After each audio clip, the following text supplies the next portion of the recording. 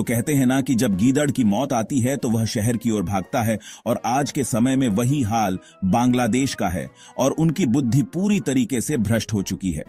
हम बांग्लादेश के लिए इन शब्दों का उपयोग इतनी आसानी से नहीं कर रहे हैं, बल्कि इन शब्दों को उपयोग करने के पीछे का इतना बड़ा कारण है कि वह आपको भी सोचने पर मजबूर कर देगा। दरअसल हाल ही में बीते इसी 16 दिसंबर को कई दशकों से भारत और बांग्लादेश मिलकर विजय दिवस के रूप में मनाते आए हैं, क्योंकि साल 1971 में भारतीय सेना ने जान की बाजी लगाकर बांग्लादेश को पाकिस्तान के चंगुल से इसी दिन आजाद कराया था। लेकिन इस समय भारत और बांग्लादेश के संबंध किस तरीके से बिगड़े हैं, इसे आप भली भांति जानते हैं। हालांकि चाहे कुछ भी हो जाए, फिर भी किसी को अपनी औकात नहीं भूलनी चाहिए, और खासकर ऐसे व्यक्ति को तो भूलना ही नहीं चाहिए जिन्होंने आपको मुकाम पर खड़ा किया है।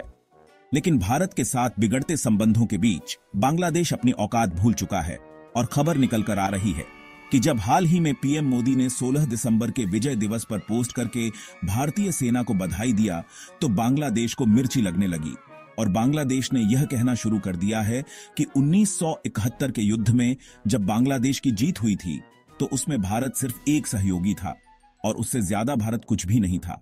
यानी कि जिस बांग्लादेश को भारत ने आजाद करवाया और वह बांग्लादेश कहलाने लायक हुआ, आज वही बांग्लादेश भारत को औकात दिखा रहा है।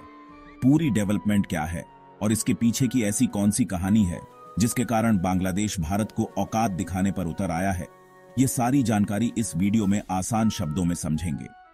लेकिन आगे बढ़ने से पहले इस वीडियो को एक लाइक करके चैनल को सब्सक्राइब जरूर कर लीजिए, क्योंकि यह आपके लिए तो 1 सेकंड का काम है, लेकिन इससे हमारी काफी बड़ी मदद होती है। सबसे पहले आप इस तस्वीर को देखिए। आप जो तस्वीर देख रहे हैं यह कोई मामूली तस्वीर नहीं है, बल्कि यह भारत के इतिहास की एक ऐसी तस्वीर है जिसने पाकिस्तान को झकझोर कर रख दिया था। और आज भी इस तस्वीर को पाकिस्तानी सेना देखती है तो उनके पैरों तले जमीन खिसक जाती है।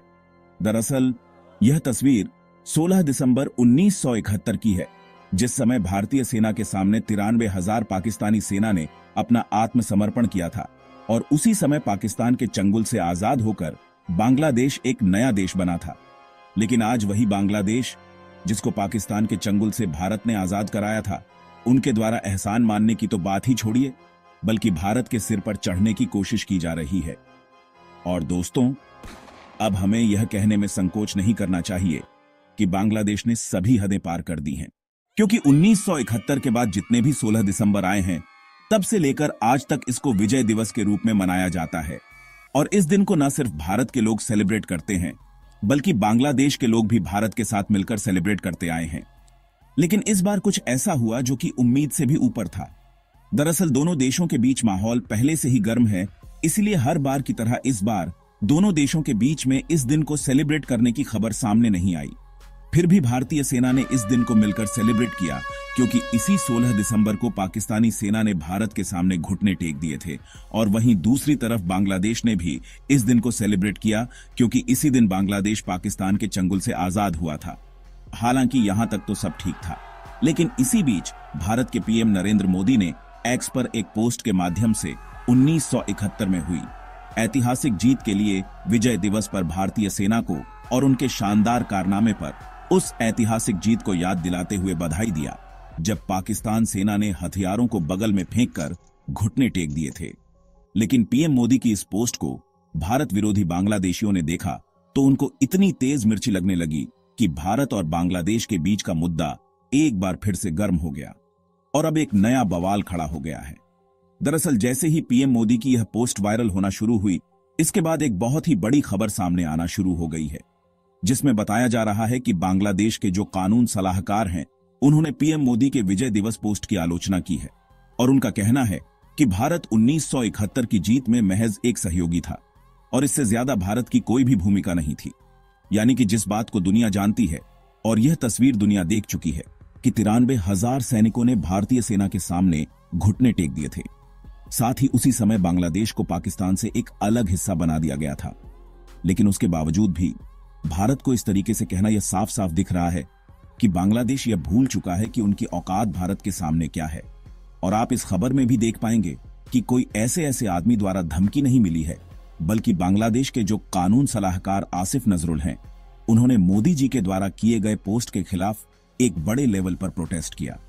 और आपको जानकार हैरानी होगी कि पहले तो इन्होंने मोदी जी के पोस्ट का स्क्रीनशॉट लिया, उसके बाद इन्होंने अपने वेरीफाइड फेस में बांग्लादेश की जीत में भारत केवल एकमात्र पीठ पीछे सहयोगी था और इससे ज्यादा भारत कुछ भी नहीं था, और सारे का सारा काम बांग्लादेश ने खुद अपने बलबूते किया। यहां तक बांग्लादेश के कुछ लीडर ने तो ऐसा भी रिएक्शन देना शुरू कर दिया है कि मानो पाकिस्तान को हराने में भारत की एक भी सेना शामिल ही नहीं थी। आपको बता दें कि साल 1947 से पहले जब भारत आजाद नहीं हुआ था और ब्रिटिश का शासन था तो कुछ इस तरीके से हमारा अखंड भारत दिखाई देता था, लेकिन जब भारत देश आजाद हुआ और ब्रिटिश शासन का अंत हुआ तो हमारा अखंड भारत हिंदू और मुस्लिम धर्म के आधार पर दो हिस्सों में डिवाइड हो गया। वैसे तो डिवीजन दो हिस्से में हुआ, लेकिन टुकड़े तीन बने। कश्मीर के बगल का जो यह वाला हिस्सा है यह मुसलमानों को दिया गया और इसे वेस्ट पाकिस्तान के नाम से जाना जाने लगा, और जो कुछ बंगाली मुस्लिम थे उनको बंगाल के बगल का यह हिस्सा दिया गया जिसे ईस्ट पाकिस्तान के नाम से जाना जाने लगा। उस समय साल 1949 के बाद का साल चल रहा था, लेकिन उसके बाद से लेकर कई दशक बीतते चले गए, फिर भी जो पाकिस्तान का यह ईस्ट वाला हिस्सा था, इस वाले हिस्से की कभी सरकार सत्ता में आई ही नहीं। यहां तक कि जो अधिकारियों की मुख्य पोस्टिंग थी उसे वेस्ट पाकिस्तान के लोग ही कंट्रोल कर रहे थे।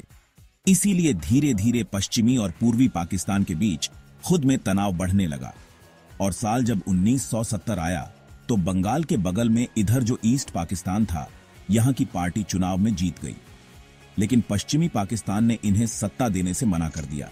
इसीलिए पश्चिमी और पूर्वी पाकिस्तान में तनाव बढ़ता गया और पूर्वी पाकिस्तान पर इसी तरीके से कुछ महीनों तक और अत्याचार हुआ। इसके बाद लोग भागकर भारत में घुसना शुरू हो गए। उस समय इंदिरा गांधी की सरकार थी, उन्होंने शरण देने के लिए कैंप भी बनाया, लेकिन भारत फिजूल में इसमें थोपा जा रहा था। उस समय इंदिरा गांधी ने अमेरिका और रूस जैसे कई देशों से मदद मांगी। रूस ने तो भारत का साथ दिया, लेकिन अमेरिका ने पाकिस्तान का। 3 दिसंबर 1971 को युद्ध का ऐलान हुआ। पश्चिमी पाकिस्तान ने भारत के एयरबेस पर बम गिराया। भारत ने रणनीतिक दिमाग लगाया और पूर्वी पाकिस्तान में अपनी सेना भेज दिया। वहां पर जितने भी पाकिस्तानी ठिकाने थे उन सभी को तबाह कर दिया गया। भारत की तीनों सेनाओं ने पाकिस्तान को ऐसी चटनी चटाई कि पाकिस्तानी सेना घुटनों पर आने के लिए मजबूर हुई। और यह जो वीडियो आप देख रहे हैं यह 16 दिसंबर 1971 का है, जब पाकिस्तानी सेना के जनरल कमांडर ने 93,000 सैनिकों के साथ आत्मसमर्पण किया, और यह इतिहास का सबसे बड़ा सैन्य आत्मसमर्पण था। यानी कि यहीं से ईस्ट पाकिस्तान आजाद होकर बांग्लादेश के नाम से एक नया देश बन गया।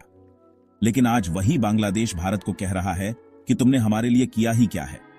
लेकिन बांग्लादेश को यह याद रखना चाहिए कि जो बनाना जानता है वह बिगाड़ना भी जानता है। तो ऐसे में आप लोग बांग्लादेश के लिए क्या कहना चाहेंगे? अपनी राय कमेंट में जरूर बताइए, और इस वीडियो को लाइक करके अपने मित्रों तक शेयर जरूर करें ताकि उन्हें भी जानकारी मिल सके।